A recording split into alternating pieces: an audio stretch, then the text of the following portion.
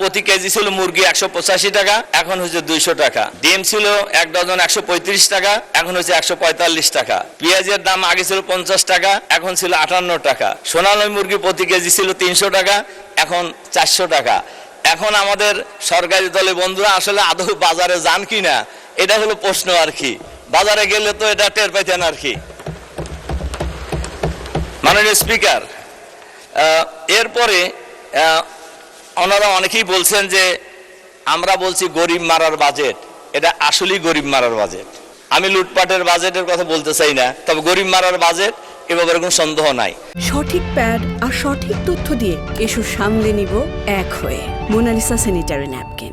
আপনার যে সমস্ত জায়গায় ভ্যাট ধরা হয়েছে তার মধ্যে মুদির দোকানেও ভ্যাট ধরা হয়েছে। আমাদের নেতা, বিরোধী নেতা বলছিলেন ফকিরকেও ভ্যাট দিতে হয় না। ফকির তো সারাদিন ভিক্ষা করে ওই মুদির দোকানে যায়, তার জিনিস কেনে রাত্রে খাবার জন্য, তাকেও ভ্যাট দিয়ে তারপরে বাড়িতে যেতে হয় জিনিস কিনে নিয়ে। তাহলে এটা কি গরিব মারার বাজার বলতে হবে না? ভিক্ষা করে সে তাকেও ভ্যাট দিতে হয়। মাননীয় স্পিকার, এরপরে আমাদের মাননীয় অর্থমন্ত্রী বাজেটের উপর যে সংবাদ সম্মেলন করছিলেন, সেই সংবাদ সম্মেলন উনি খুবই ক্লিয়ার করে একটা সত্য কথা বলছেন। উনি বলছেন অর্থনীতি ঘুরে দাঁড়াবে চতুর্থ বছরে।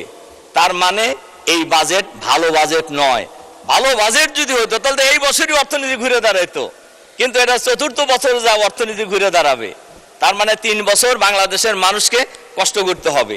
বাংলাদেশের মানুষ যা আগে কষ্টে ছিল ওই রকম কষ্টে বাংলাদেশের মানুষকে আবারও থাকতে হবে।